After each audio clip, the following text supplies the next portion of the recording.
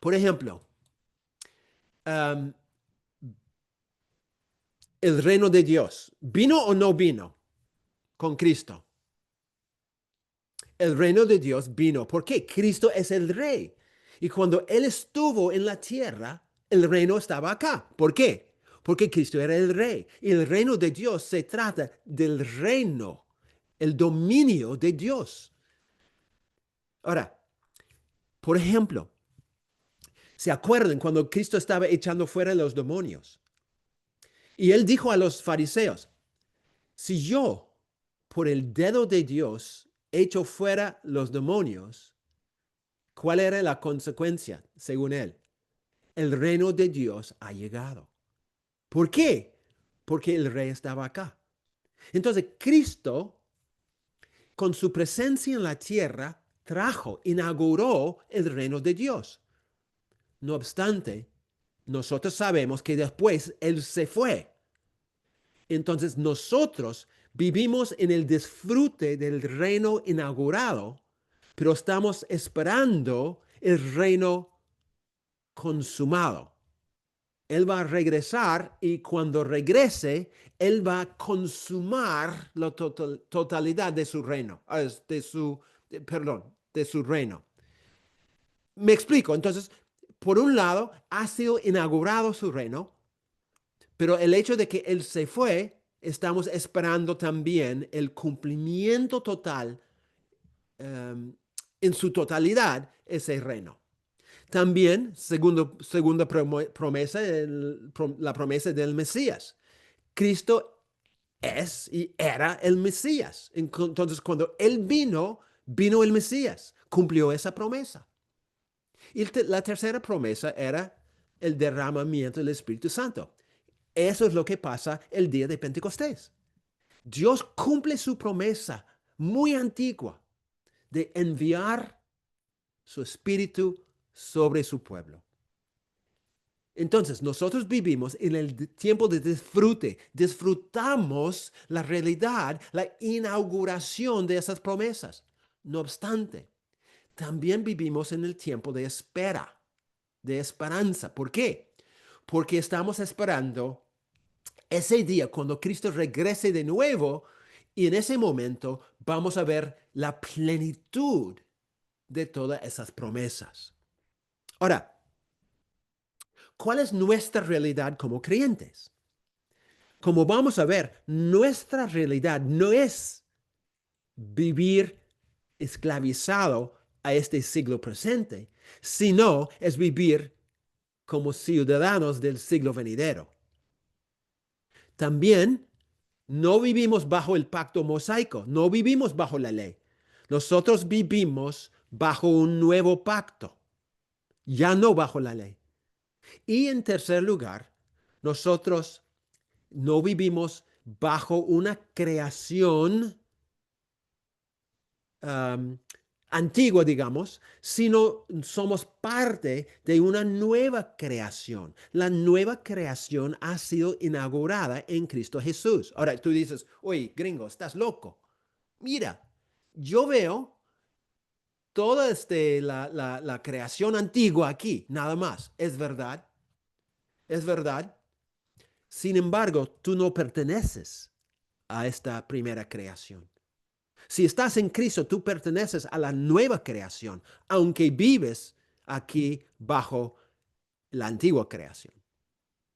Eso vamos a ver. Ok, entonces, este gráfico ilustra básicamente lo que es nuestra nueva realidad. Varias cosas han acontecido que demuestran que nosotros vivimos en una nueva realidad. Déjenme compartir entonces 4 ejemplos de nuestra nueva realidad. 4 ejemplos. Primero, antes, antes, nuestro contexto era un contexto diferente. Antes, nosotros vivíamos, todo el pueblo de Dios vivía como esclavos al reino de este siglo presente.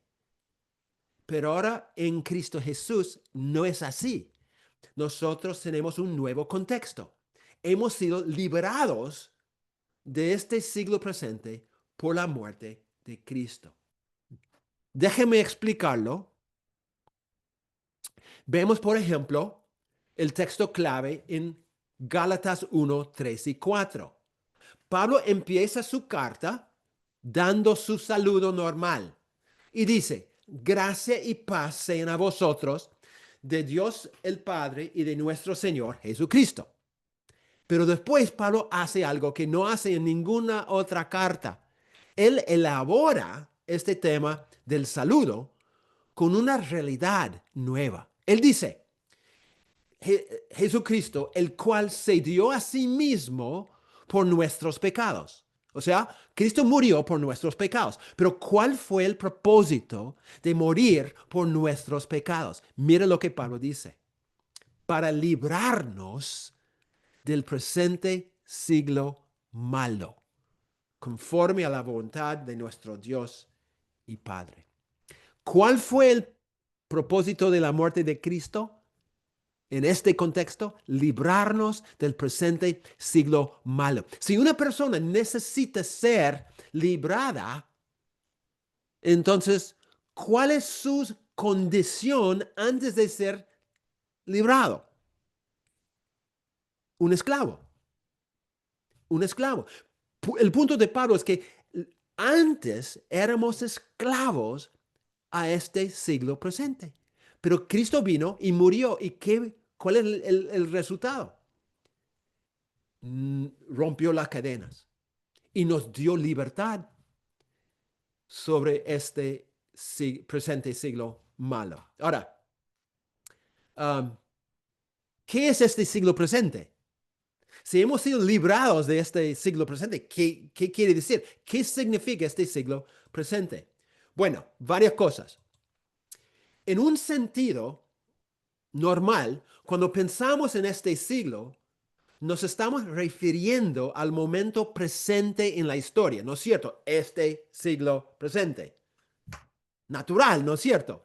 Tiene que ver con el presente momento histórico. O sea, es un indicador de tiempo, un marcador que apunta una etapa específica de la historia. Ahora, para entender el significado de esto, tenemos que ver cómo es que los judíos entendían el tiempo, la historia.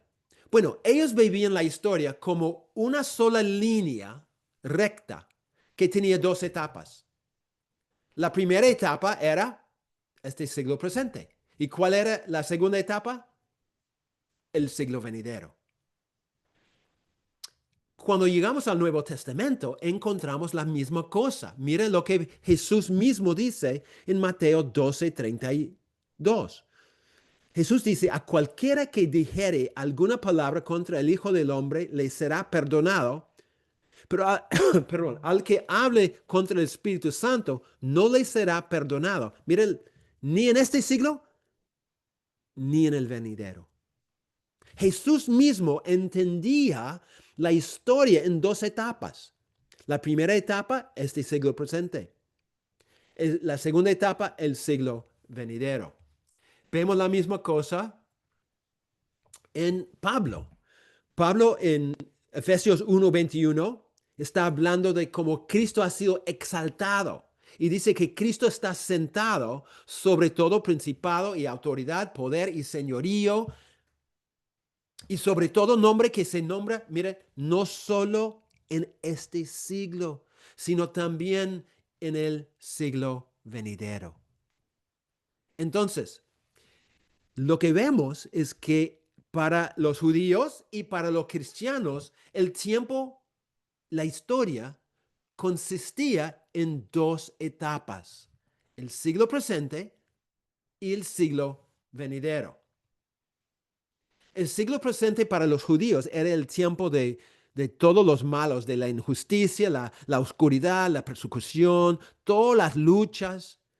El siglo venidero para los judíos iba a ser un tiempo de libertad, un tiempo de justicia, un tiempo de perdón, un tiempo de vida. Ellos esperaban ese momento. La señal para los judíos que este siglo venidero haya llegado es el cumplimiento de tres promesas: Mesías, reino de Dios y derramamiento del Espíritu Santo. Ahora, ¿qué hace Pablo? Pablo va mucho más allá que simplemente una idea temporal de este siglo presente. Él convierte este siglo presente de una simple etapa de la historia en un ser personificado. ¿Entienden lo que es la personificación? La personificación es una técnica literaria donde el autor atribuye a cosas que no son personas características de una persona. Entonces la Biblia habla de que los ríos batan las manos. Bueno, los ríos no son seres humanos, no son personas. Entonces no pueden batir las manos porque no tienen manos. ¿No es cierto?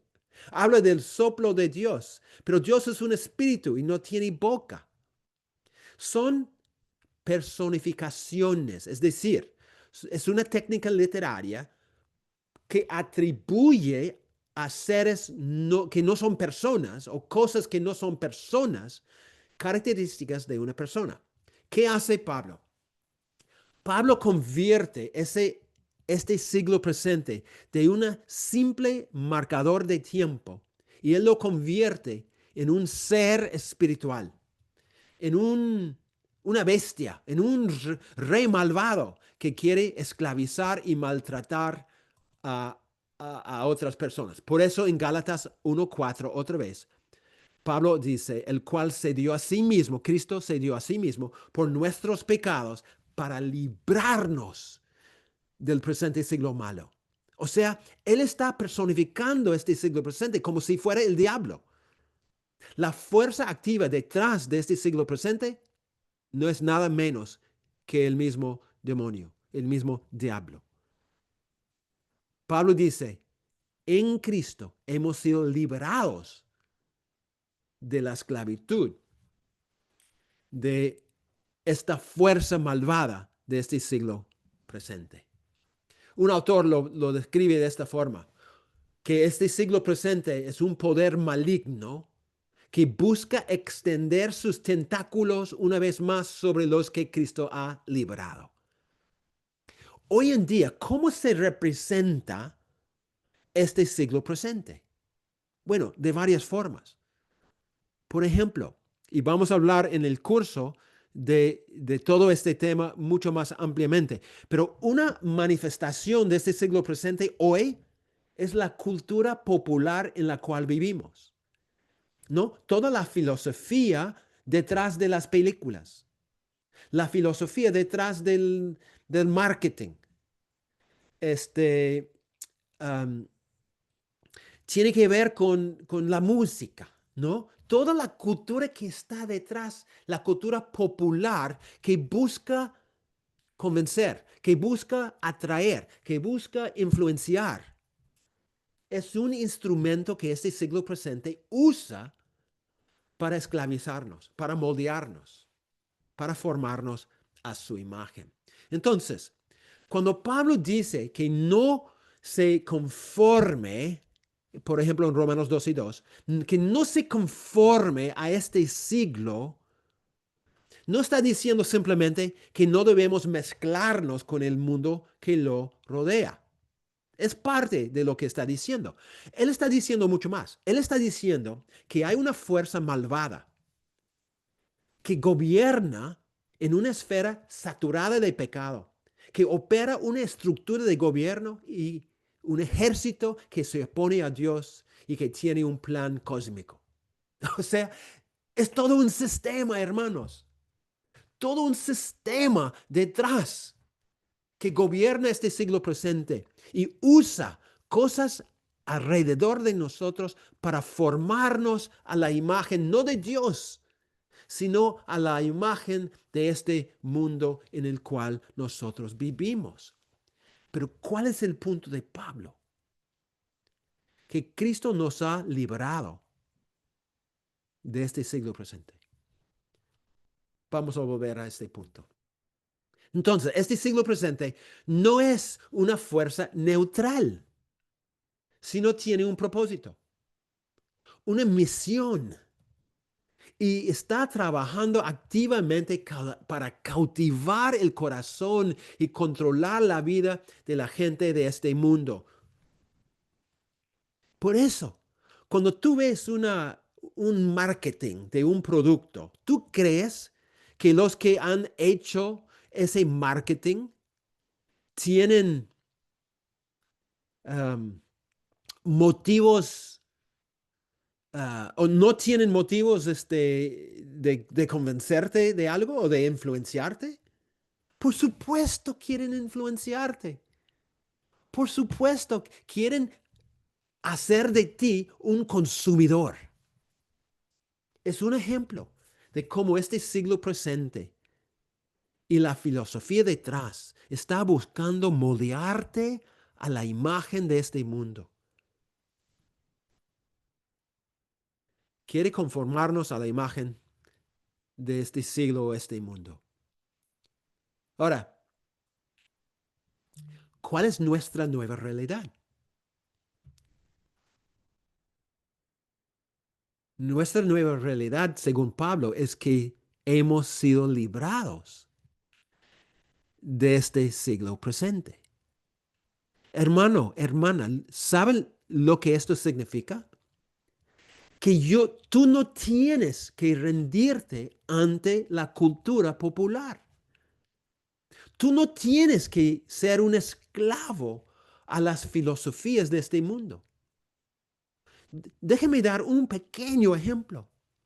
Yo tengo aquí en mi mano un teléfono y todos ustedes tienen su teléfono. ¿En qué manera estamos siendo moldeados por ese teléfono? Esa maquinita.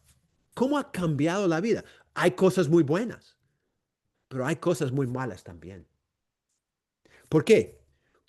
Porque muchas veces somos cautivos a esa maquinita.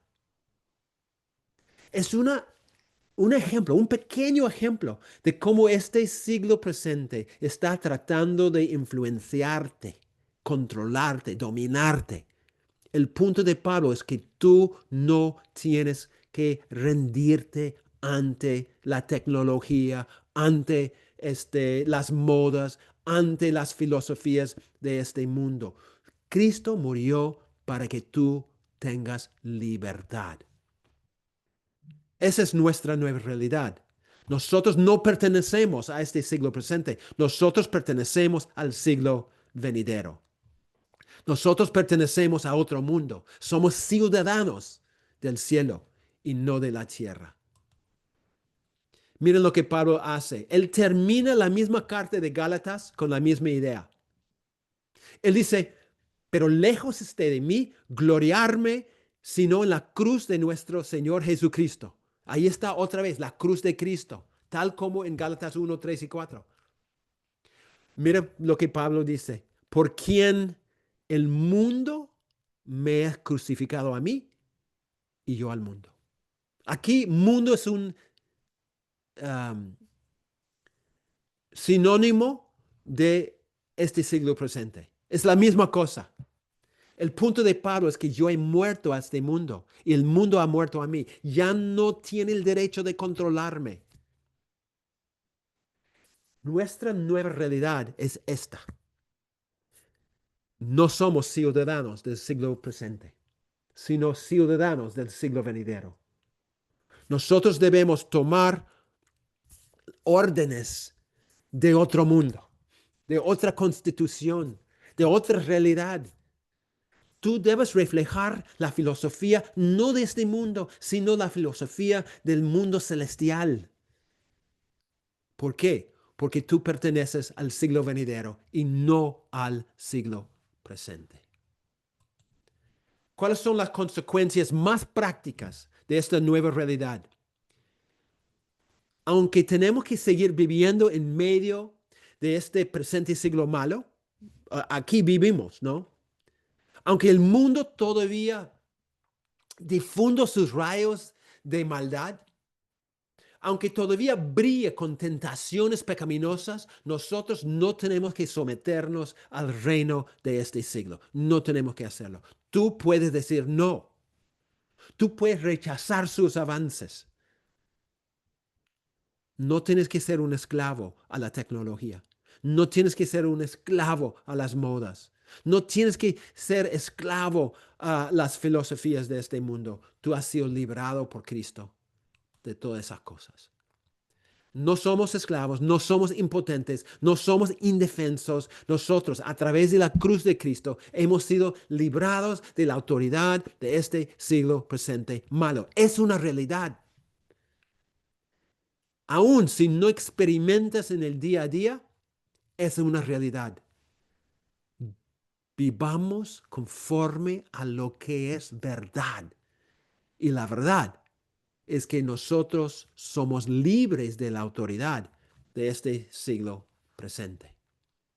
Número 2, segundo ejemplo. Antes, nosotros teníamos un representante y ese representante falló. Es decir, nosotros vivíamos en Adán, pero ahora tenemos un nuevo representante y vivimos en Cristo. Lo que pasa es que Pablo, por ejemplo, en Romanos 5, 12 a 19 y 1 de Corintios 15, Pablo divide toda la humanidad en dos esferas. Primero es la esfera en Adán. Y Pablo dice que es una de las dos esferas. La segunda esfera es en Cristo. Son los dos representantes de toda la humanidad. Ahora, ¿qué quiere decir esto? Bueno, todos los seres humanos que nacen en este mundo nacen perteneciendo a Adán. Cada ser humano que nace vive en la esfera de Adán. ¿Qué pasa? Algunos, por nuevo nacimiento, pertenecen a Cristo. En otras palabras, lo que Dios hace cuando una persona nace, automáticamente esa persona pertenece a Adán. Es decir, Adán es su representante ante Dios. Pero Dios, por su misericordia, cuando una persona nace de nuevo, Dios saca a la persona de en Adán y lo traslada a en Cristo. Ahora, tú dices, ¿qué importa? Eso es lo que importa. Escuche esto. Todos aquellos que están en Adán se caracterizan por las realidades de Adán. Y todos aquellos que están en Cristo se caracterizan por las realidades de Cristo. Esta es la cosa que más importa. Si tú no estás en Cristo, eso significa que estás en Adán. Y lo que es verdad de Adán es verdad de ti. El pecado entró, ¿no? Y tú eres esclavo al pecado. Tú vives bajo la sentencia de la muerte. Vives bajo el juicio. En tu vida es la muerte que reina y vives con una culpabilidad. ¿Por qué? Porque todo eso es la realidad de Adán. Y tú estás en Adán, esa es tu realidad. Pero cuando Cristo nos traslada de en Adán a en Cristo, cambia nuestra realidad. ¿Cuál es la nueva realidad? Nosotros vivimos en Cristo y como tal, lo que nos caracteriza es obediencia. Vivimos bajo gracia y la gracia abunda en Cristo. Tenemos vida eterna Ya somos justificados y un montón de otras cosas. Todos los que viven en Adán se caracterizan por las cosas de Adán. Y todos los que están en Cristo se caracterizan por las verdades que están en Cristo. Entonces, un autor lo dice de esta forma: Adán y Cristo aquí se enfrentan como las dos grandes figuras a la entrada de dos mundos, dos eones, dos creaciones, dos siglos. Y en sus acciones y destino radica la decisión de todos los que les pertenecen, porque están comprendidos en ellos y por lo tanto se los considera o a la muerte o a la vida. Cada ser humano existe o en Adán o en Cristo. Y el lugar donde te encuentras determina la realidad bajo la cual tú vives. Si tú vives en Adán, vives bajo el pecado y la muerte y el juicio y la culpabilidad y la condenación y un montón de malos. Pero si tú estás en Cristo, nada de esto es tu realidad. Tu realidad cambió radicalmente.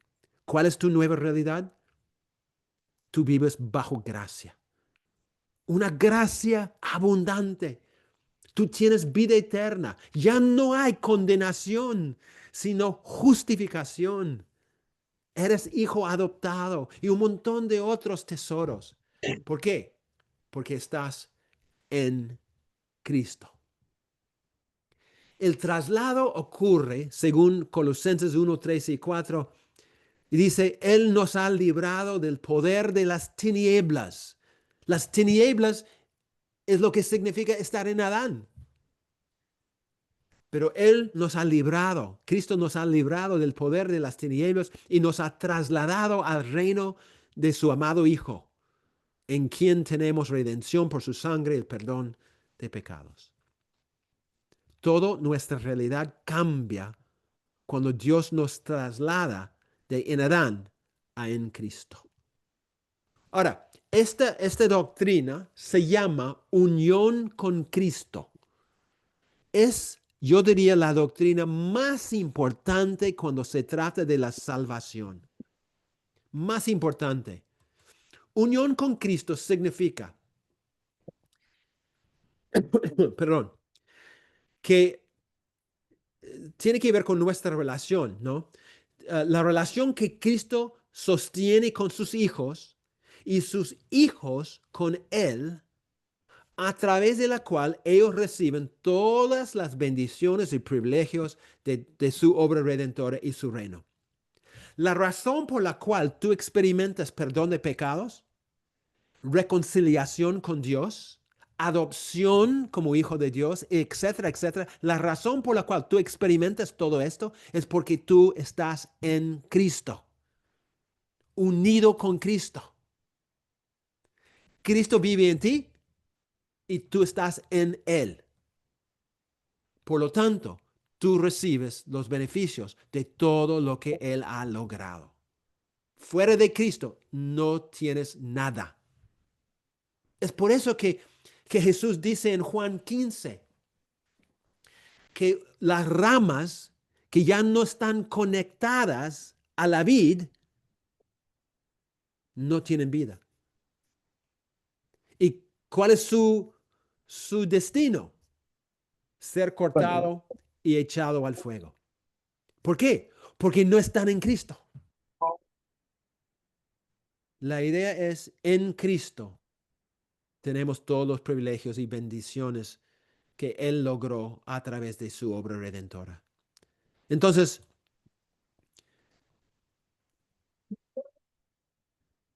tan importante es nuestra unión con Cristo, que no existe ningún recurso espiritual, no existe ninguna bendición celestial, no se puede apropiar, aplicar o disfrutar de cualquier logro de Cristo fuera de esta relación de unión con Él. todo lo que tenemos, que es una bendición de Dios, nos llega porque estamos en Cristo, por nuestra unión con Cristo. Que vayas cobrando, todo, ¿ya? Pero estando fuera de Cristo, no tenemos nada. No tenemos nada. Ahora, una consecuencia muy concreta de nuestra unión con Cristo. En el curso vamos a compartir más detalles de este punto, pero solamente quiero compartir una consecuencia de nuestra unión con Cristo. Um, Nosotros participamos en todas las obras de Cristo. Todo lo que Cristo logró en su obra redentora, nosotros pertenecemos, participamos en eso. Por ejemplo, fuimos crucificados con Cristo, ¿no es cierto? Gálatas 2:20, con Cristo estoy juntamente crucificado. Romanos 6:6, nuestro viejo hombre fue crucificado juntamente con él. ¿Qué quiere decir? Que cuando Cristo murió, no murió solo. Tú moriste con él por fe. No solamente eso, sino que fuimos sepultados con Cristo.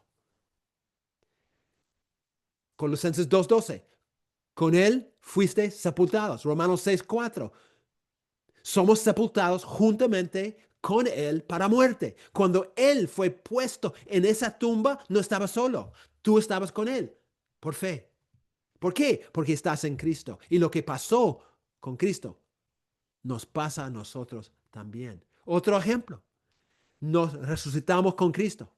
Colosenses 2:12, en él fuisteis también resucitados. Efesios 2:6, juntamente con él nos resucitó. Tú dices, pero no me veo resucitado. No me siento resucitado. Hermano, por fe, cuando Cristo rompió la muerte, rompió la tumba y subió, tú también estabas con él. Con él fuisteis resucitados. No importa tu opinión, no importa tu experiencia, no importa lo que tú crees. Las escrituras dicen que en Cristo Jesús moriste, fuiste sepultado y resucitado juntamente con Cristo. Pero hay más. Porque Pablo dice en Efesios 2:6, Dios nos hizo sentar en los lugares celestiales con Cristo Jesús. Es decir, cuando Cristo ascendió a la derecha de su Padre, no ascendió solo. Tú y yo hemos ido con Él y estamos ahí sentados a su lado por fe. Y hay más.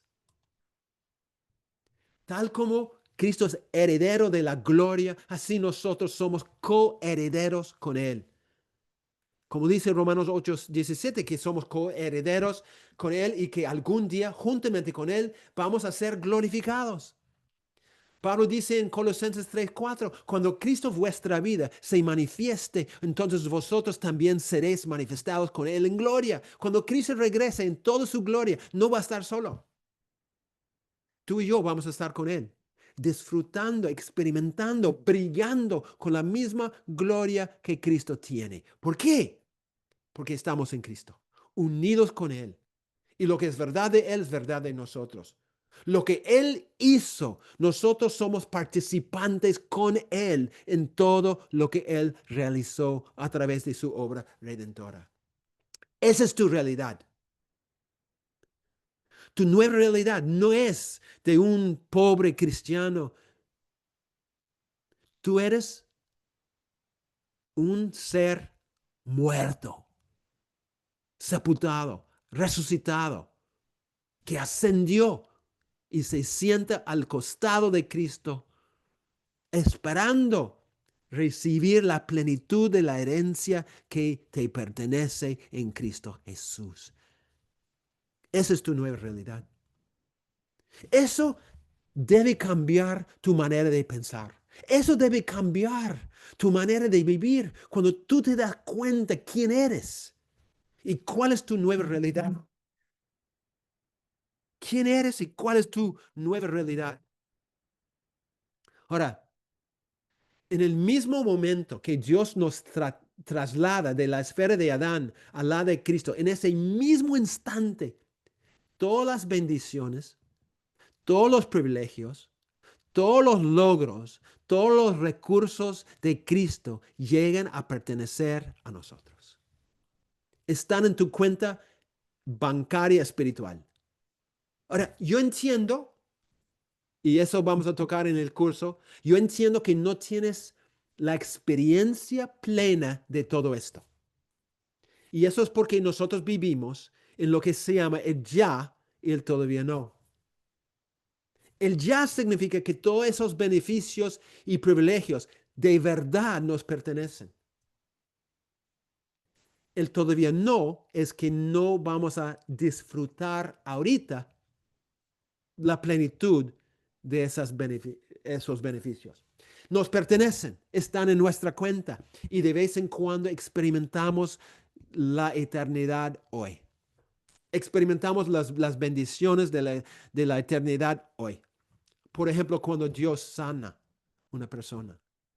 No tiene la obligación de sanar, pero Dios en su misericordia trae un piqueo de las realidades del siglo venidero a nuestra realidad hoy y dice, yo te voy a sanar. Pero dice, más tarde, yo te voy a dar toda la plenitud de los beneficios. No va a haber ninguna enfermedad. No va a haber ninguna tristeza. No va a haber ninguna guerra o problema. Vamos a tener la plenitud de todo lo que Él tiene en nuestra cuenta bancaria espiritual, esperándonos. Tenemos una nueva realidad. Ok, número 3. Tengo que correr, el tiempo está volando. Número 3.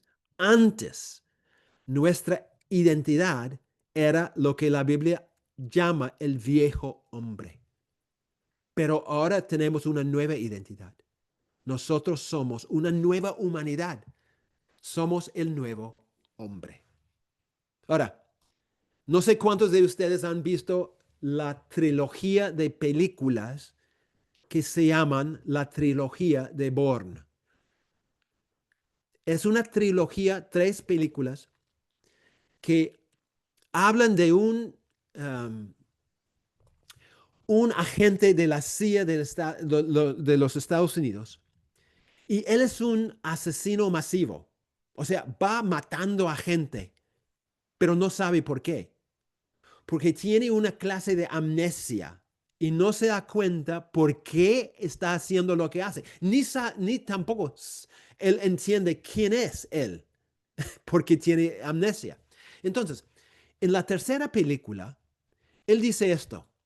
Él dice, he pasado 3 años huyendo, 3 años tratando de encontrar quién soy.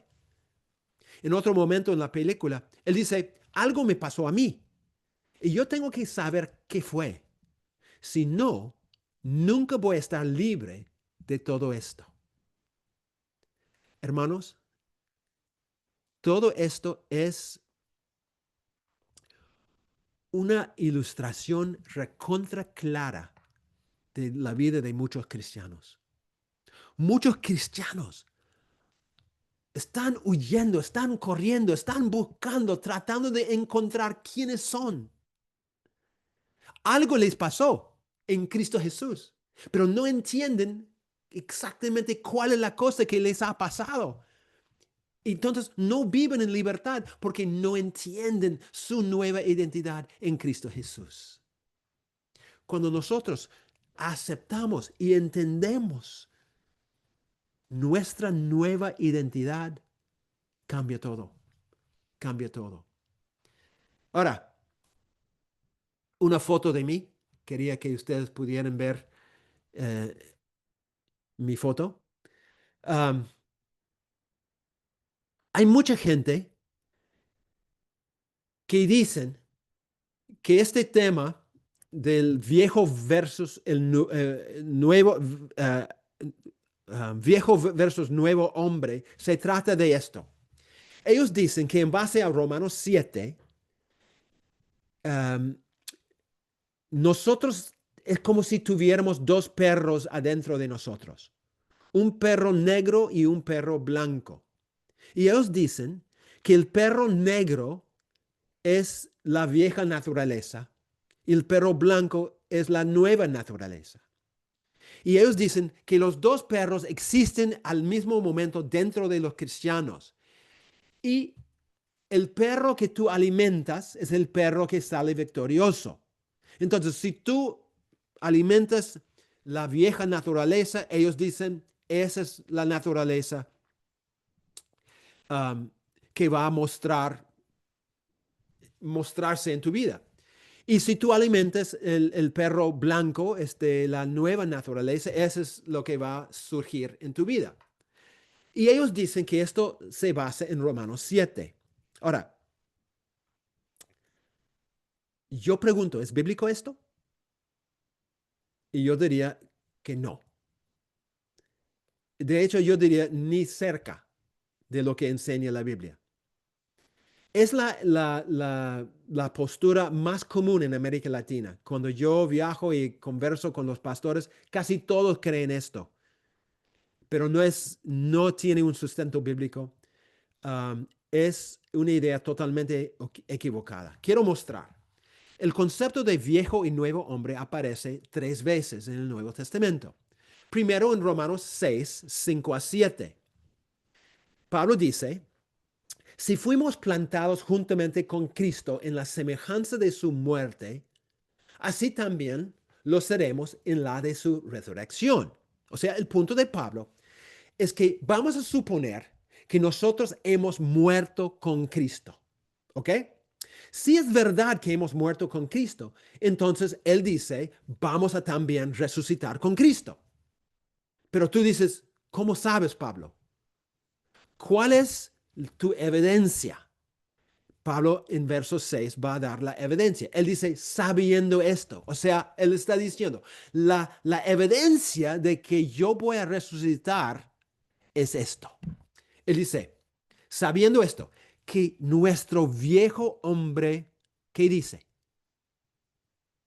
Fue crucificado juntamente con él, para que el cuerpo de pecado sea destruido, a fin de que no sirvamos más al pecado.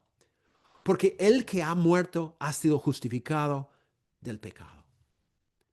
Pregunto, ¿qué pasó con el viejo hombre según Pablo en este texto? ¿Qué pasó? Fue crucificado, exactamente, fue crucificado. Algo crucificado. ¿Vive? No, murió. Murió. El punto de Pablo es que el viejo hombre no existe. ¿Por qué? Murió. Murió. No existe. Ahora, segundo pasaje. Colosenses 3, 9 a 11. Ahora, Pablo cambia la ilustración. Él dice, no mintáis los unos a los otros. ¿Por qué, Pablo? ¿Por qué no debemos mentir? Pablo dice, porque algo pasó en tu vida. ¿Qué pasó, Pablo? Pablo dice, habiéndoos despojado del viejo hombre con sus hechos y revestido del nuevo. Conforme a la imagen del que lo creó, se va renovando hasta el conocimiento pleno, donde no hay griego ni judío, circuncisión ni incircuncisión, bárbaro ni extranjero, esclavo ni libre, sino que Cristo es el todo y en todos. Pablo cambia la imagen, la ilustración, esta vez él usa ropa, como una camisa. Y Pablo dice, no debemos mentir los unos a los otros en la iglesia. ¿Por qué? Pablo dice porque algo pasó. ¿Qué pasó? ¿Qué es lo que ya hemos hecho? Hemos despojado del viejo hombre con sus hechos. Es decir, hemos sacado la camisa vieja y hemos puesto una nueva camisa. ¿Qué pasó con la vieja camisa? Despojada. Ya no nos identifica, ya no está aquí, lo hemos botado. Ese es el punto de Pablo. Entonces, en los primeros 2 pasajes, lo que hemos visto es que el viejo hombre terminó, terminó. Ahora, tercer pasaje, Efesios 4, 20 a 24. Pablo dice, mas vosotros no habéis aprendido así a Cristo, si en verdad le habéis oído y habéis sido por él enseñados, conforme a la verdad que está en Jesús. En cuanto a la pasada manera de vivir, despojaos del viejo hombre que está corrompido por los deseos engañosos, renovaos en el espíritu de vuestra mente y vestíos del nuevo hombre creado según Dios en la justicia y santidad de la verdad. Ahora, tú dices, ajá, te tengo, gringo, porque aquí parece que es un mandato. El problema es que en el griego no es un mandato, es lo que se llama un infinitivo. Pablo está describiendo en este pasaje lo que ellos ya habían sido enseñados, ¿no? Pablo dice, mas vosotros no habéis aprendido hacia Cristo, si en verdad le habéis oído y habéis sido por él enseñados. Ahora, ¿cuál era la enseñanza de Pablo? Pablo dice que yo les he enseñado tres cosas, ¿no? Pero ¿de qué tiene que ver las tres cosas que él enseñó? Mira lo que dice. En cuanto a la pasada manera de vivir, Pablo está hablando de la conducta, no la identidad. Está hablando de su conducta. Después, Pablo describe las tres cosas que ellos aprendieron. Ellos aprendieron a despojarse del viejo hombre, a renovarse en el espíritu de su mente y a vestirse del nuevo hombre. Pero ¿de qué se trata en este contexto? De su pasada manera de vivir. Y si tú lees el resto del contexto, lo que te das cuenta es que Pablo está enseñándolos a vivir consecuente con lo que pasó en su vida. ¿Qué pasó en su vida? Ellos murieron al viejo hombre y ahora son el nuevo hombre. Ahora tienen que vivir consecuente con eso. Tienen que dejar de lado la pasada manera de vivir y tienen que vivir una nueva vida. ¿Por qué? Porque despojaron del viejo hombre y se vistieron del nuevo hombre. El punto de Pablo aquí es que algo definitivo ha ocurrido. ¿Qué ha ocurrido? Hemos despojado del viejo hombre. El viejo hombre fue crucificado. No somos el viejo hombre ya. Somos el nuevo hombre. Ahora, tú dices, ya, pero ¿qué de Romanos 7? No tengo tiempo para explicar Romanos 7, solamente quiero dar 3 puntos en cuanto a Romanos 7. ¿Ok? Ah, ¿Cómo debemos entender la lucha que se ve en Romanos 7, donde Pablo dice lo que no quiero hacer, eso hago, y lo que quiero hacer, eso no hago? Muchos han visto eso como una batalla dentro de Pablo el cristiano. Esa postura tiene problemas. Primero, porque Pablo está haciendo un argumento respecto a la ley y su vigencia y su propósito. En todo el contexto de Romanos 7, el tema es la ley. O sea, es el punto de Romanos 7. Por eso en Romanos 7, 1 al 6, el punto de Pablo es que tal como una mujer se casa con un hombre y vive bajo la autoridad de ese hombre, cuando ese hombre muere, ya no vive bajo esa autoridad. Y Pablo dice, es exactamente igual con nosotros bajo la ley. No vivimos bajo la ley. ¿Por qué? Hemos muerto a la ley. La ley no tiene derecho sobre nosotros. Entonces, el punto de Romanos 7 no es hablar de una batalla interna, sino hablar de la ley y nuestra relación con la ley. Segundo, cuando Pablo dice en 7 a 12, Pablo dice, cuando antes de la ley yo vivía, pero cuando vino la ley yo morí. Pero hermanos, antes de la ley vivía Pablo. No, la ley vino con Moisés. Y cuando la ley vino con Moisés, ¿vivía Pablo? No. Entonces Pablo no puede estar hablando de él mismo porque él no existía en ese momento. Pablo está hablando como representante de Israel en ese contexto. La lucha que se ve en Romanos 7, 13 a 25 no es la autobiografía de Pablo. Pablo está hablando en la voz de una persona que no tiene el Espíritu Santo, pero que quiere obedecer la ley de Dios y no puede hacerlo. Por eso el Espíritu Santo no aparece en capítulo 7. Y Pablo habla de toda la lucha. Yo quiero hacerlo, pero no puedo. Y lo que no quiero hacer, eso hago. Está hablando en la voz de un judío que vivía bajo la ley, pero quería obedecer la ley. No puede, no puede, no tenía la capacidad. ¿Cuál es la solución? Romanos 8, el Espíritu Santo. Es el punto de Romanos 7. Romanos 7 no se refiere a la lucha en mi ser entre dos naturalezas, sino la lucha de los que intenten obedecer a Dios a través de la ley.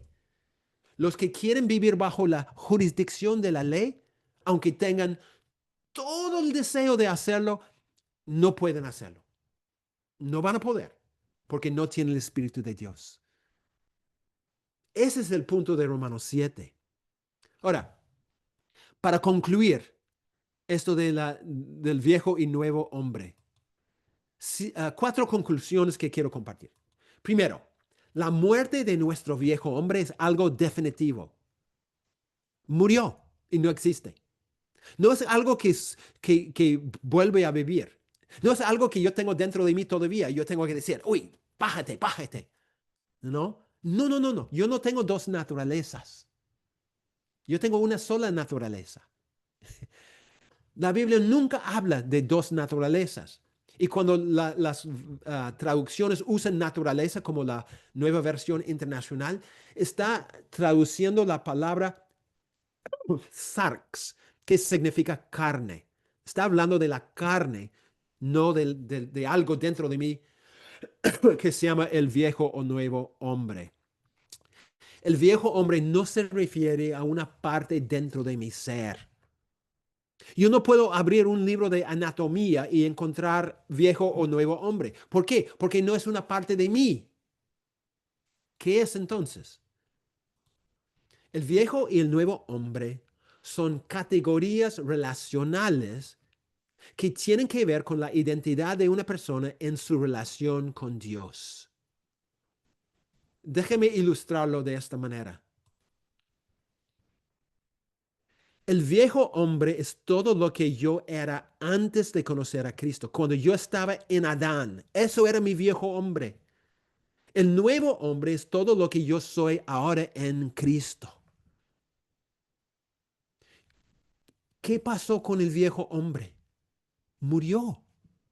Fue crucificado juntamente con Cristo. Ya no es mi identidad. ¿Cuál es mi identidad? Yo soy el nuevo hombre. ¿Por qué? Porque estoy en Cristo.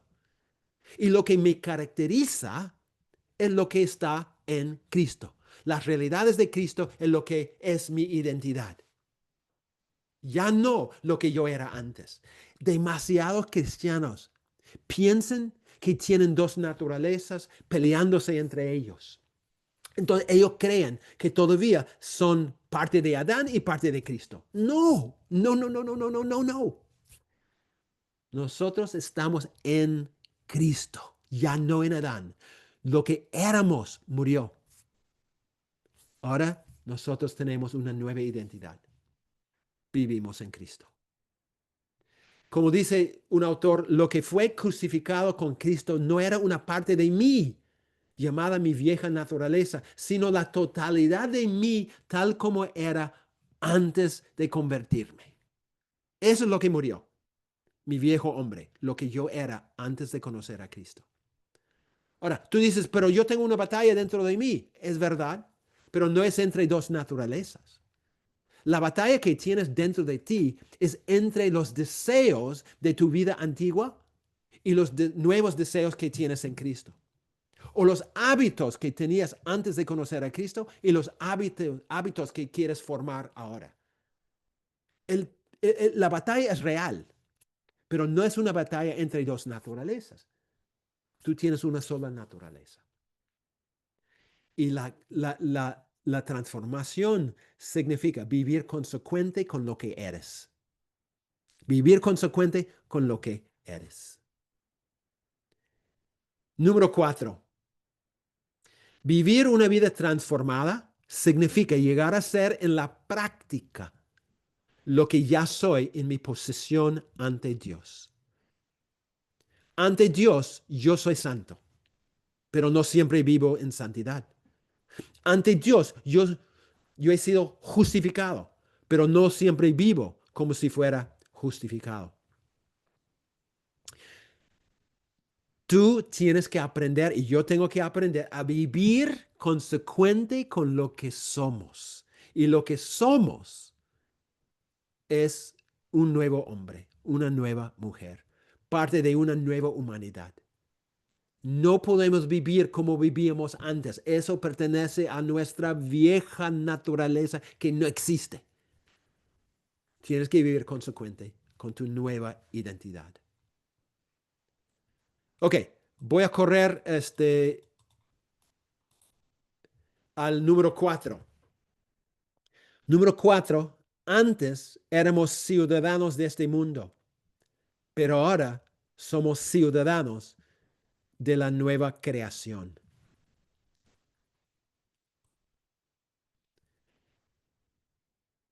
Un problema con nosotros es cuando pensamos en la nueva creación, estamos pensando solamente en la óptica individual, en yo como una nueva criatura. ¿No? Así tendemos a pensar. Pero es mucho más amplio el concepto. Nosotros tenemos que entender que el proyecto de Dios es cósmico y escatológico, es decir, abarca toda la creación y es algo futuro.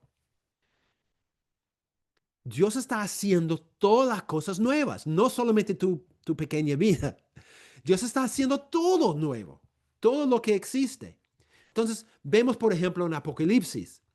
Entonces vi un nuevo cielo y una tierra nueva, porque el primer cielo y la primera tierra habían pasado y el mar ya no existía más. Y yo, Juan, vi la santa ciudad, la nueva Jerusalén, descender del cielo de parte de Dios, ataviada como una esposa hermoseada para su esposo. Está hablando de una nueva creación, nuevo cielo, nueva tierra, todo nuevo, toda la creación nueva. No tiene que ver solamente con tu vida. Es verdad que tú eres una nueva criatura.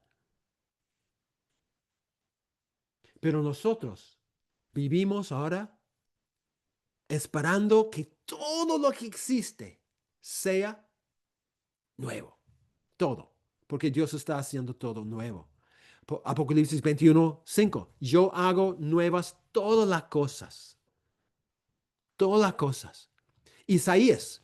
He aquí ya se cumplieron las cosas primeras y yo anuncio cosas nuevas. Hasta en el Antiguo Testamento, 800 años antes de Cristo, Dios estaba prometiendo una nueva creación. He aquí que yo hago cosa nueva. Dios está diciendo que va a hacer todo nuevo. Isaías 65:17, porque he aquí que yo crearé nuevos cielos y nueva tierra. De lo pasado no habrá memoria ni vendrá al pensamiento. Dios va a hacer todo nuevo. No solamente tu vida, sino toda la creación. Pedro dice la misma cosa, pero nosotros esperamos, según sus promesas, cielos nuevos y tierra nueva, en los cuales mora la justicia. El punto es esto. Cuando la Biblia habla de una nueva creación, no tiene en mente simplemente que tú vas a ser una nueva criatura. Es la misma palabra. Tiene en mente que Él está haciendo toda la creación nueva. Y esto nos lleva al texto principal, 2 Corintios 5:17. Pablo dice, de modo que si alguno está, mira esto, en Cristo, nueva criatura es. Las cosas viejas pasaron, todas son hechas nuevas. Ahora, lamentablemente, la traducción de este texto falta. ¿Por qué? No hay un verbo en el griego. Entonces, cada texto, traducción, agrega un verbo para que tenga sentido el texto. Una manera, creo que una mejor manera de ver este texto es esto. Si alguno está en Cristo, hay una nueva creación. La palabra criatura y creación es la misma palabra en griego.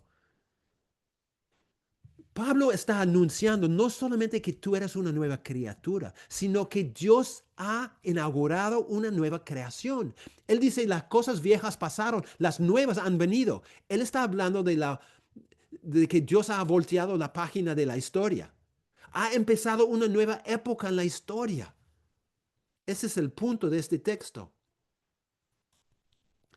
Todo el contexto tiene que ver con esto. Él dice en 2 Corintios 5, 14 y 15, el amor de Cristo nos constriñe pensando esto, que si uno murió por todos, luego todos murieron. Y Él por todos murió para que los que viven ya no viven para sí, sino para aquel que murió y resucitó por ellos. Pablo está hablando de nuestra participación otra vez en la muerte y resurrección de Cristo. Está hablando de que hemos muerto con Cristo y habla de los que viven. Como hablamos anoche, tiene en mente la resurrección que compartimos con Cristo. Ese es su punto aquí. Él sigue en verso 16. De manera que, o sea, la consecuencia del hecho de que participamos en la muerte y resurrección de Cristo, de manera que nosotros de aquí en adelante a nadie conocemos según la carne. Y aun si a Cristo conocimos según la carne, ya no lo conocemos así. Es decir, está trazando una línea en la tierra y dice, desde este punto en adelante, todo cambia. Ya no vemos el mundo como antes. Ya no tenemos la misma óptica. En otras palabras, él está diciendo que hay un cambio en la manera de percibir el mundo.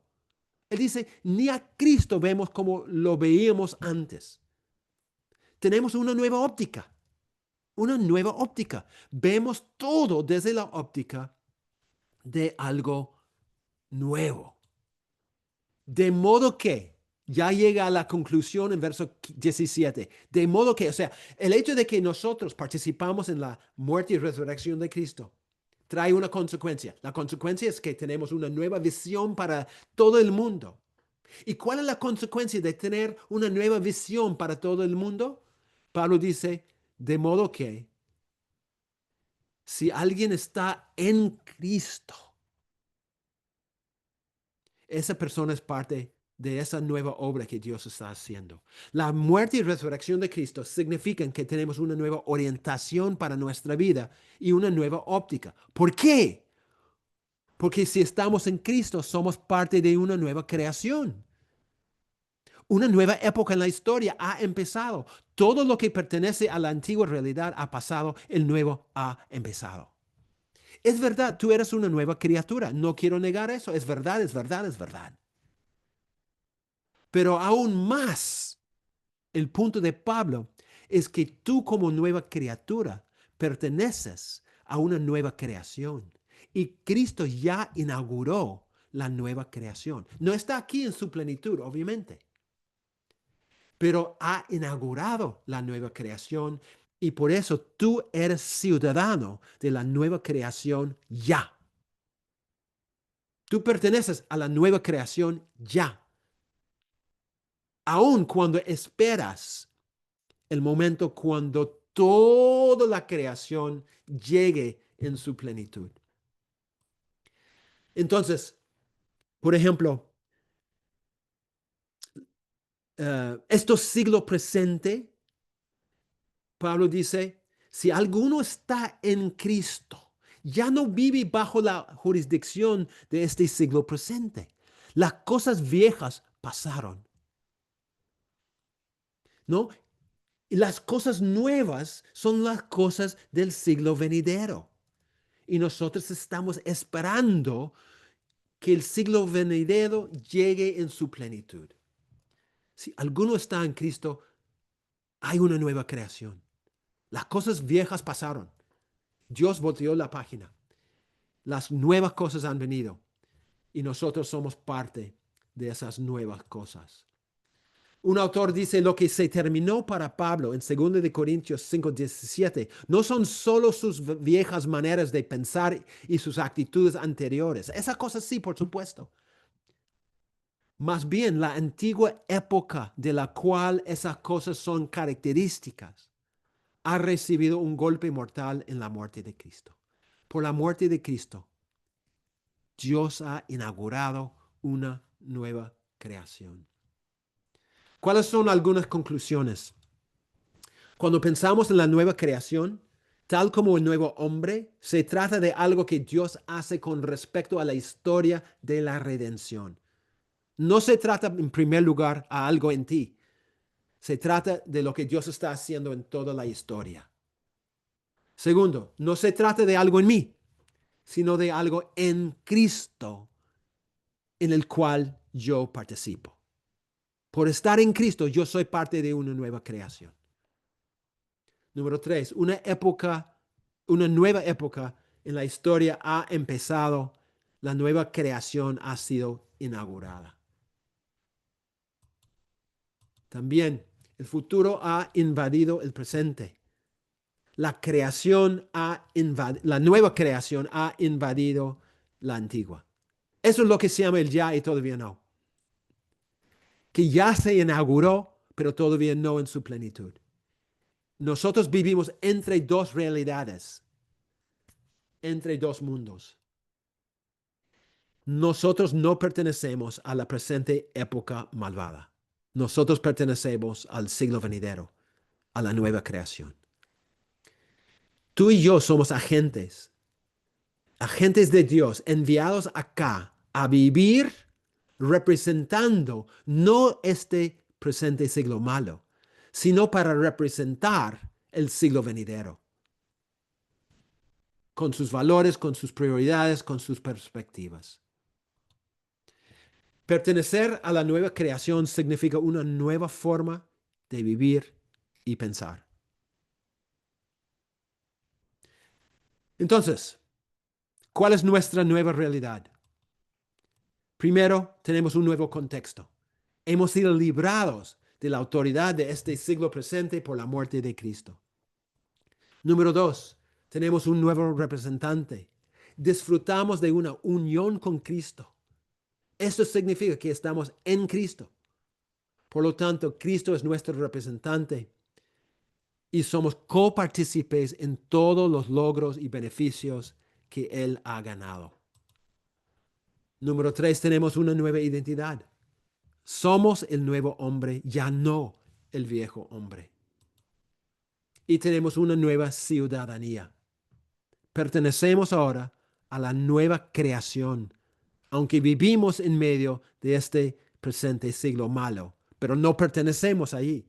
Somos ciudadanos del cielo ahora, esperando para que Cristo regrese por segunda vez, donde vamos a disfrutar todos los beneficios en su plenitud de la nueva creación. Bueno, hermanos, ha sido muy rápido, muchas cosas, um, pero bueno, me Hay imagino más. que hay un montón de preguntas. Vi en el Sí. chat pregunta tras pregunta y queja tras queja. A ver, pastor, empezamos con algunas de las preguntas también aquí por redes. Ok, Eh, la primera es la siguiente. Dice, ¿cómo podríamos definir o qué viene a ser el nuevo hombre, como lo menciona la escritura? ok. El nuevo hombre, como traté de explicar, es nuestra nueva identidad en Cristo. Es lo que somos ahora que estamos en Cristo. No es algo dentro de mí, sino es mi identidad. ¿No? Es mi posición ante Dios. Dios me ve como un nuevo hombre. No se trata de mi condición. Hay una gran diferencia entre mi condición y mi posesión. Perdón. Mi condición es la lucha que yo tengo día tras día tras día. ¿No? Yo lucho con el pecado, yo lucho con malos deseos, yo lucho. Es mi condición.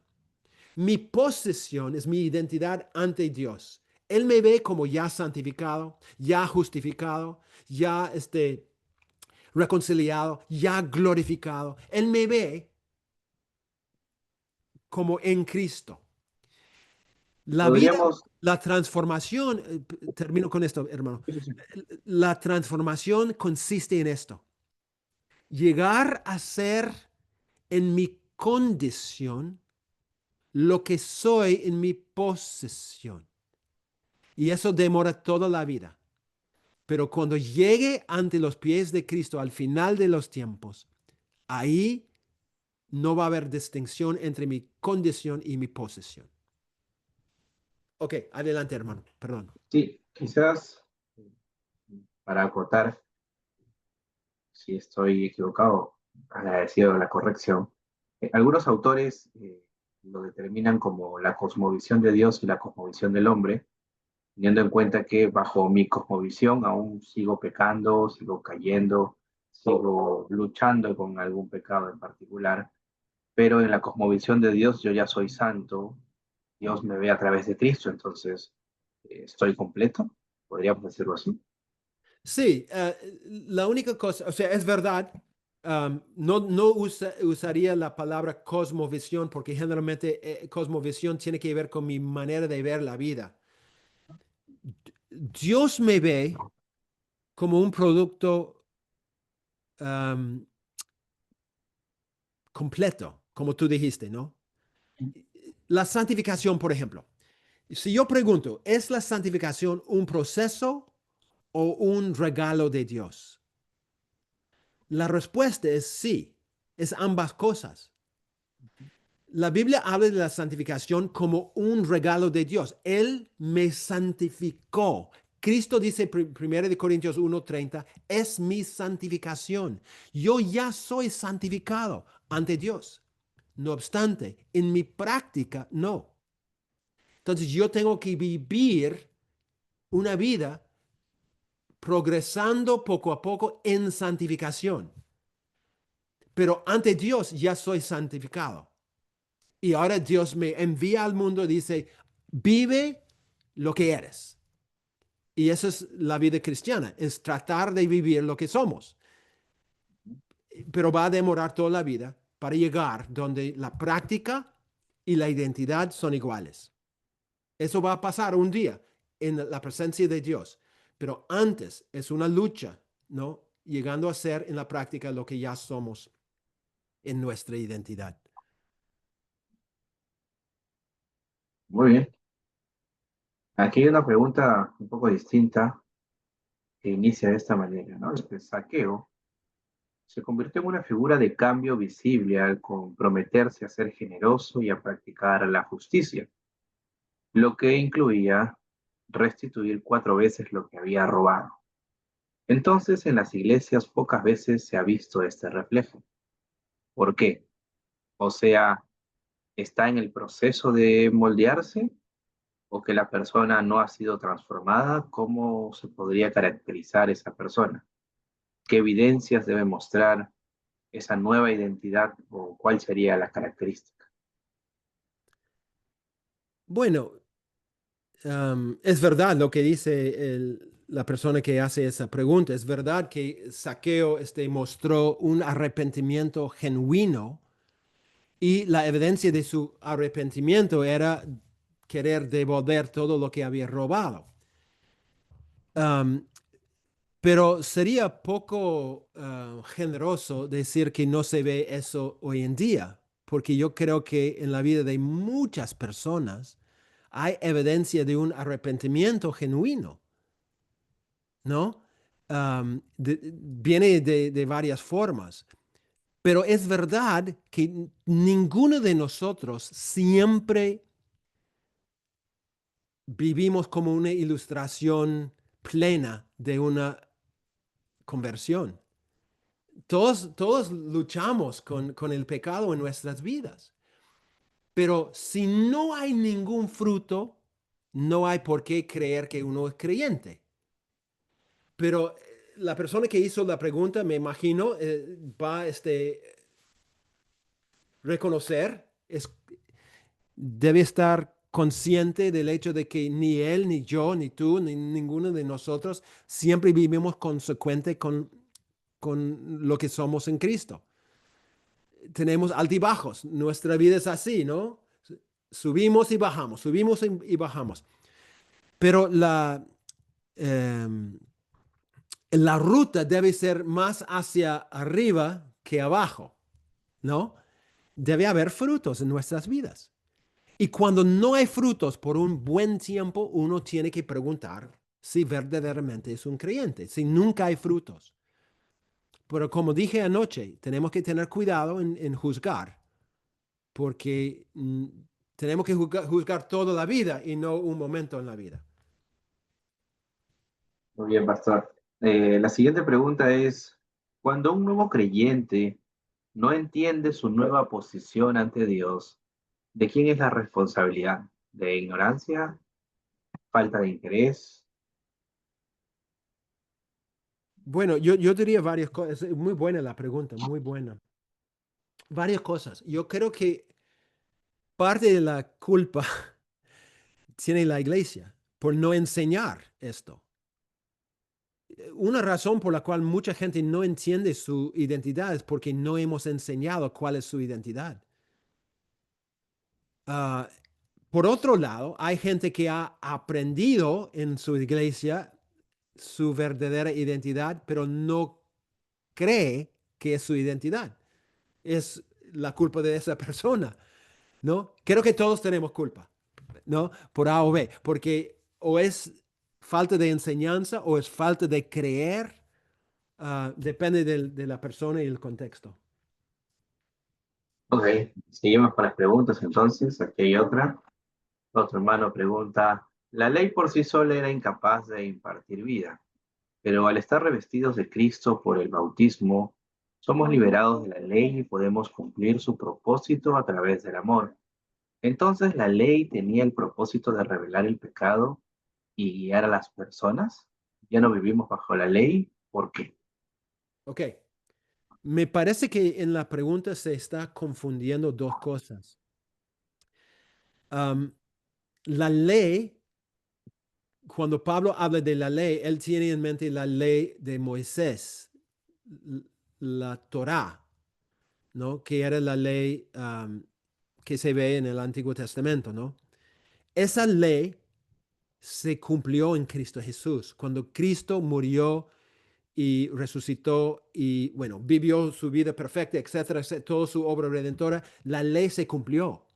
Y Pablo dice en Romanos 8, 1 al 4, que los que están en Cristo por medio del Espíritu Santo han cumplido la ley. No por mis esfuerzos, sino por los esfuerzos del Espíritu de Dios. Yo soy cumplidor de la ley. O sea, yo no tengo que cumplir todos los mandatos de la ley a pie de la letra, porque Cristo logró eso por medio del Espíritu Santo. Entonces, yo he cumplido la ley. No, ya no vivo bajo la ley por ende, porque Cristo cumplió la ley. Yo no vivo bajo la ley de Moisés, yo vivo bajo un nuevo pacto. En el nuevo pacto, entre comillas, la ley es la ley de Cristo. Justamente lo que la persona mencionó, ¿no? El amor. Um, la ley de Cristo hay dos mandatos. Amar a Dios con todo y amar a tu prójimo como a ti mismo. Esa es la ley que tenemos que obedecer. Y eso abarca todo lo que significa vivir en obediencia a Dios, reflejar la vida de Dios. Entonces, yo no vivo bajo la ley de Moisés porque Cristo cumplió esa ley y tenemos un nuevo pacto. Él inauguró un nuevo pacto y ese nuevo pacto no incluye, um, la ley era un paquete y se cumplió. Algunos dividen la ley en tres partes y dicen que la ley moral todavía es vigente. No, la ley no es tres partes, la ley es una sola. Y cuando Cristo cumplió la ley, cumplió toda la ley. Eso no significa que no importa los mandatos, pero los mandatos se repiten en el Nuevo Testamento, con la excepción del mandato del sábado. No vivimos bajo el Sabbat porque la ley se cumplió. Nosotros vivimos bajo la ley de Cristo, como mencioné. Muy bien, gracias por la respuesta. Seguimos aquí, una hermana nos pregunta, ¿por qué si somos una nueva creación, por qué los creyentes todavía luchan con el pecado y la vieja naturaleza? Ok, excelente la pregunta. Es la pregunta que siempre sale cuando comparto este tema. Um, y en el curso vamos a hablar toda una sección sobre esto, pero brevemente. Nosotros seguimos pecando por varios motivos, ¿ok? En primer lugar, yo diría el motivo más básico es porque es por nuestra ubicación en la historia. Nosotros vivimos, como mencioné, en el ya y todavía no. ¿Qué quiere decir? Que todo lo que hemos visto de la nueva realidad nuestra es verdad, pero no experimentamos la plenitud de esas cosas ahora. Por ejemplo, si yo pregunto a ustedes si es verdad que hemos resucitado con Cristo, um, ¿qué dirías? Que sí, hemos resucitado con Cristo. Pero yo digo, no te veo resucitado. Entonces, ¿cuál es tu respuesta? Bueno, no he resucitado. No, sí, la Biblia dice que sí has resucitado, pero no experimentas todo lo que significa haber resucitado porque vivimos en el ya y todavía no. ¿Puedo dar una ilustración rápidamente? Cuando yo era niño, mi mamá hacía una salsa roja muy rica. Éramos una familia numerosa, entonces ella tenía una ollaza y hacía la salsa en esa olla. Y literalmente ella cocinaba la salsa todo el día. Y yo, durante todo el día, yo entraba en la cocina y yo decía, mamá, dame una prueba de la salsa. Y mi mamá me decía, no está lista todavía, sal de acá y regresa más tarde. Entonces yo salía y regresaba más tarde. Mamá, ¿puedo tener la salsa? Mi mamá otra vez. Hijo, no está listo todavía. Ven más tarde. Entonces, eso pasaba vez tras vez tras vez. Y finalmente mi mamá me decía, hijo, ven acá, ven acá.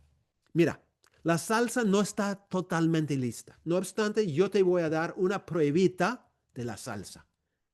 Y ella sacaba un pedazo de pan y bautizaba ese pan en la salsa y me lo daba. Y yo comía el pan. Oye, qué rico, mamá, gracias. Mi mamá me decía, pero hijo, la salsa no está lista en su totalidad. Ven más tarde y tú puedes tener toda la salsa que tú quieras.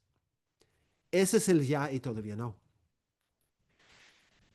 Y si yo pregunto, si Cristo murió por nuestras enfermedades o solamente nuestros pecados, yo diría que Cristo murió por nuestras enfermedades también. Pero ¿por qué nos enfermamos?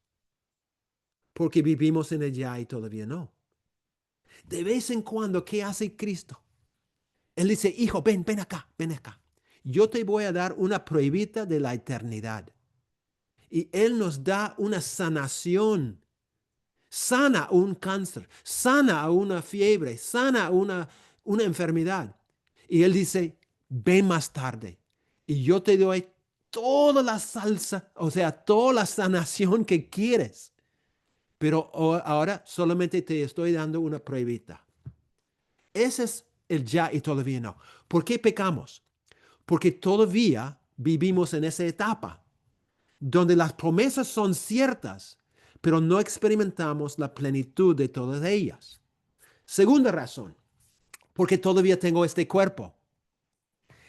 Siempre y cuando yo tengo un cuerpo humano, yo voy a seguir pecando.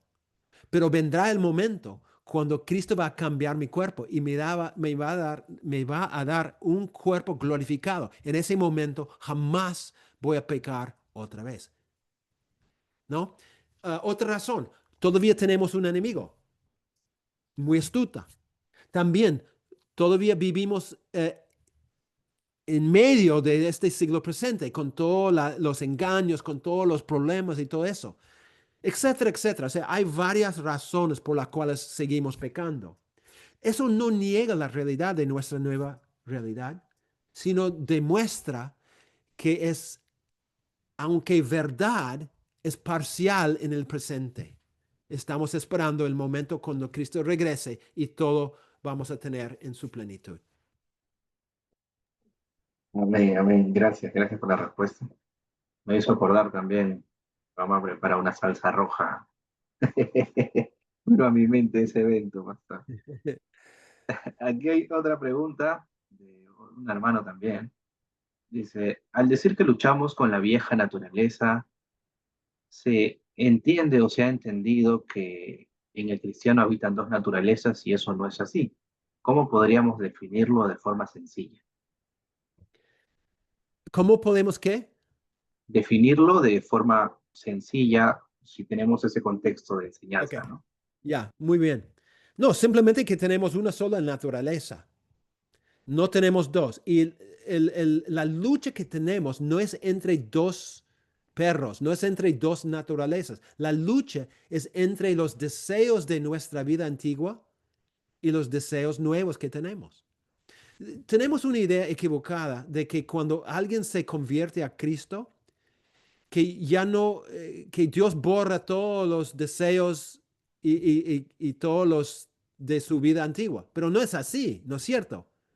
Cuando yo cruzo la línea de no creyente a creyente, yo sigo con los mismos deseos, los mismos pensamientos, los mismos hábitos, las mismas luchas, ¿no es cierto? Todo es igual. Lo que cambia es mi identidad. Lo que cambia es mi relación con Cristo. Pero yo tengo que aprender, como dice Pablo en Efesios 4:24, yo tengo que aprender a despojarme de la vieja manera de vivir. Yo tengo que aprender a vivir una nueva vida. No es natural para mí. Yo tengo que aprender a hacerlo. Yo era, por 15 años, viví en Lima. Y cuando yo viví en Lima, yo era un extranjero. Era muy obvio que yo era extranjero. ¿Por qué? Yo tenía una forma de vivir, una cultura diferente. Yo tenía que aprender a vivir como un peruano, ¿no? Y eso era todo un proceso. Todavía no vivo como un peruano, pero no, yo tenía que aprender. Es igual en la vida cristiana. Nosotros tenemos una nueva identidad, una nueva ciudadanía, pero nos cuesta toda la vida aprender a vivir como una nueva persona. La lucha que tenemos no es con una naturaleza. Si fuera así, no tendríamos esperanza. No tenemos una vieja naturaleza, tenemos una vieja identidad. Tenemos viejos hábitos y deseos, pensamientos que tenemos que aprender a matar, a despojarnos de esas cosas. Entonces, eso es lo que diría. Muy bien, y aquí hay una pregunta quizás un poco más doctrinal, diría, o levemente, dice, si todo proviene de Dios, entonces, ¿cuál es el papel del creyente en la manifestación de esta vida nueva? ¿Cuál es la... um, está preguntando si Dios es el que hace todo, ¿tenemos un rol o no tenemos rol? ¿Es la Ujú. idea de la pregunta? Por Sí, sí, supuesto sí. tenemos un rol. Dios es el que energiza todo, que habilita todo, pero nosotros tenemos que responder.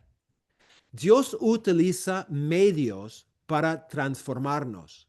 Y uno de los medios que Dios utiliza son nuestros esfuerzos, ¿no?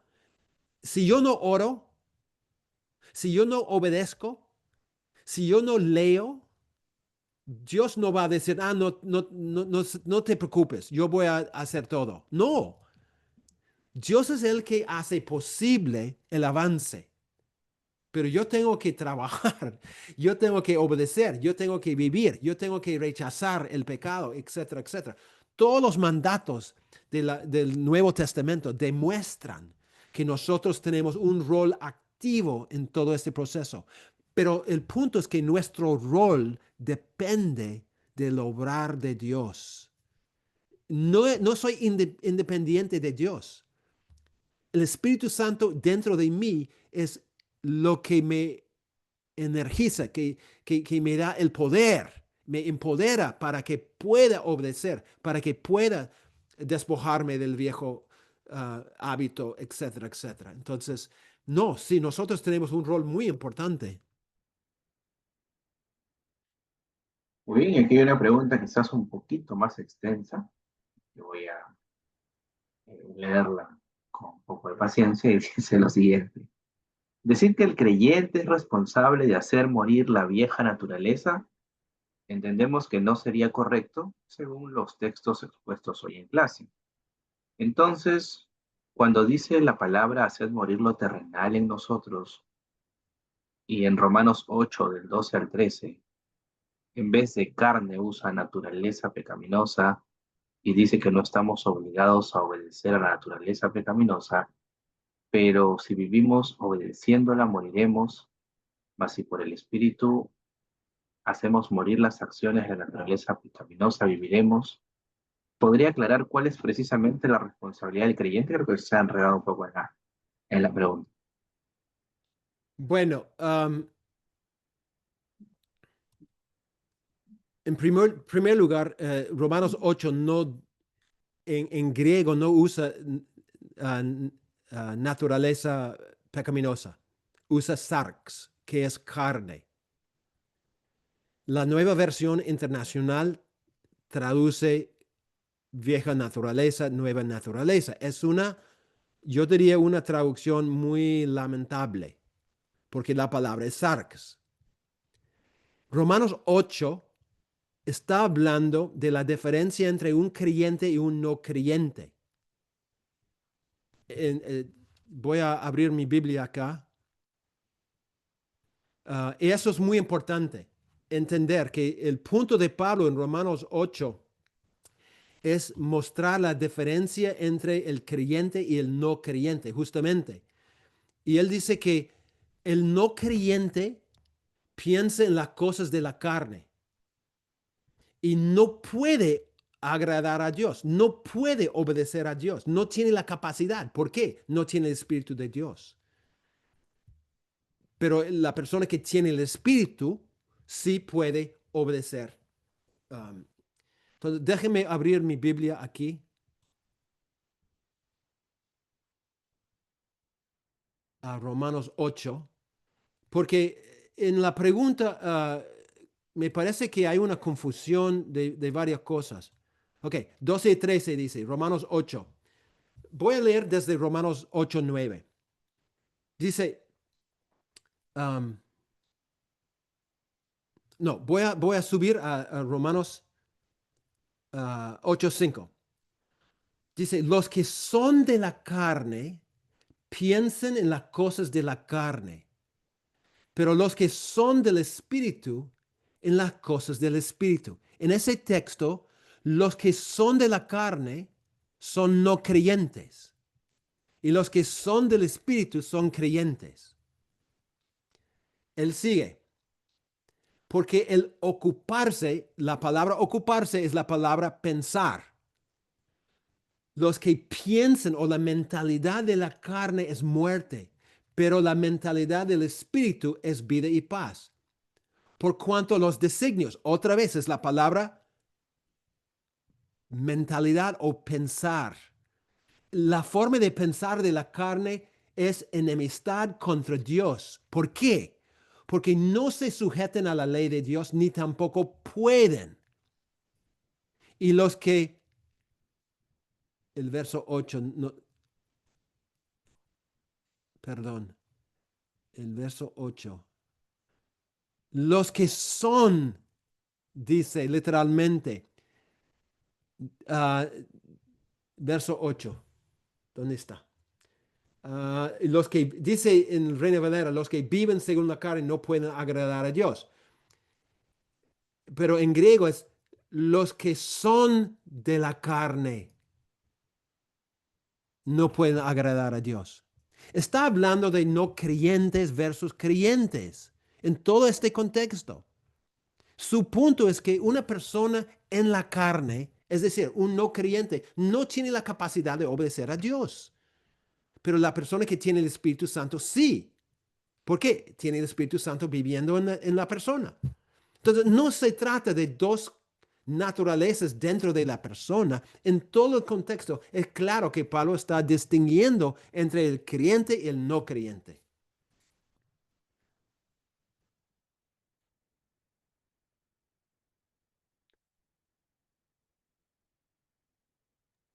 Muy bien, creo que puedo aclarar la respuesta, pastor.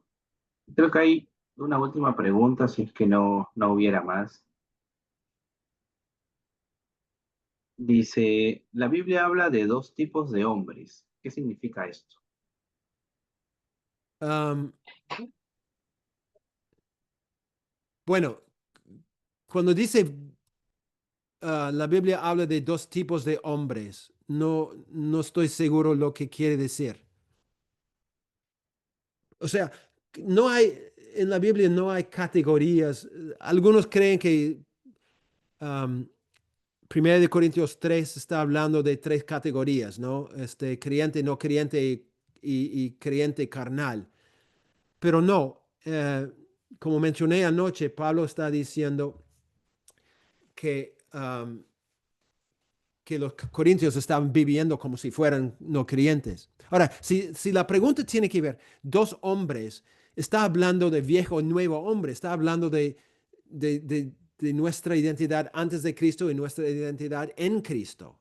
Entonces, cuando habla de dos hombres en ese sentido, por ejemplo, en Romanos 5, 12 a 19, Pablo está haciendo una comparación y contraste entre Adán y Cristo. Con Adán entró el pecado, con Cristo el perdón, ¿no? En todo ese texto está haciendo un contraste entre los dos. Ahí está hablando de dos hombres en ese sentido. Entonces, está hablando de la vieja identidad y la nueva identidad cuando habla de dos hombres en ese sentido. Doctor, y creo que es ya la última pregunta. Teniendo en cuenta lo que mencionó hace un momento correspondiendo a la nueva naturaleza o el nuevo hombre, con respecto a su comportamiento, si vemos que Pablo, cuando habla a los hermanos y les dice, tengo que amonestarlos como a carnales, le está diciendo que son creyentes con comportamiento de incrédulos, es lo que quiere decir. Sí, exactamente. Yo creo que en ese texto, el punto de Pablo está muy molesto, muy decepcionado. ¿Por qué? Porque ellos se creían muy espirituales, ¿no? Los corintios.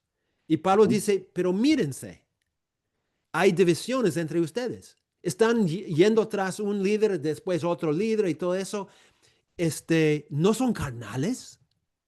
O sea, y después cambia, dice, bueno, se comportan como bebitos, como infantes, ¿no? O sea, él está insultándolos básicamente, ¿no? Por su comportamiento y dice, no es consecuente con lo que ustedes dicen que son tan espirituales, pero mira lo que está pasando. Eso es lo que él está diciendo allí. Perfecto. Creo que no hay ninguna pregunta adicional. Si no hubiera ninguna consulta, vamos a terminar orando. Bueno, ahí los hermanos agradecen. Gracias por todo, pastor. Excelente. Despídanos, pastor, si no hay más preguntas en oración y al final una fotito para el recuerdo. Ok, yo voy a enviar, terminando la sesión, yo envío el PowerPoint y tú puedes enviarlo a los que quieres enviarlo. Listo, yo lo comparto con los alumnos. Perfecto. Ok. Am, oramos. Gracias, Señor. Señor, queremos entender estos conceptos mucho mejor. Ayúdanos, por favor. Estamos intentando entender tu palabra Y todos nosotros te necesitamos porque sin ti es imposible entender tu palabra. Guíanos, por favor. Yo te pido por todo hermano, hermana que está escuchando, que ya ha participado en este masterclass. Señor, por favor, ayúdanos a conocerte mejor y a vivir consecuente con lo que somos en Cristo Jesús. Te amamos, te glorificamos, te damos gracias por todo lo que tú has hecho por nosotros. Y oramos en el nombre de Cristo. Amén. Amén. Muy bien, hermanos, les voy a pedir por favor que prendan sus cámaras para que el pastor también los vea y tomar una foto para el recuerdo. Y voy a ser redundante, pero recuerden que lo tendremos al pastor también dentro del instituto en el mes de enero, llevando el curso también ya completo de 10 semanas de transformación espiritual. Así que vayan anotándose y ya lo tendremos nuevamente con nosotros, pero en las aulas virtuales junto con los que se matriculen en su curso. Así que, a ver, agradeceré prendan sus cámaras por ahí, hermanos. Y el pastor de pasada que los conoce.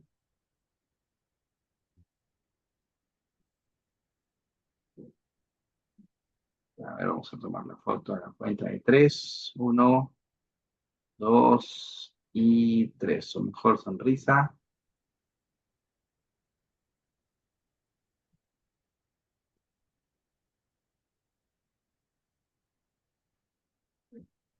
Muy bien, hermanos, eso sería todo entonces. Recuerden una vez más que tendremos al pastor en el mes de enero, dictando el curso completo de transformación espiritual una vez más durante 10 semanas con nosotros. Así que ya estamos en contacto. Muchas gracias por el tiempo, pastor. Dios le bendiga. Gracias, Bendiciones, pastor. hermanos. Gracias a todos. Bendiciones. Bendiciones Hasta a todos, luego. hermanos. Hasta Bendiciones, luego. pastor. Bendiciones. Hasta la próxima. Dios te bendiga, pastor. Igual, bendiciones. Dios te bendiga.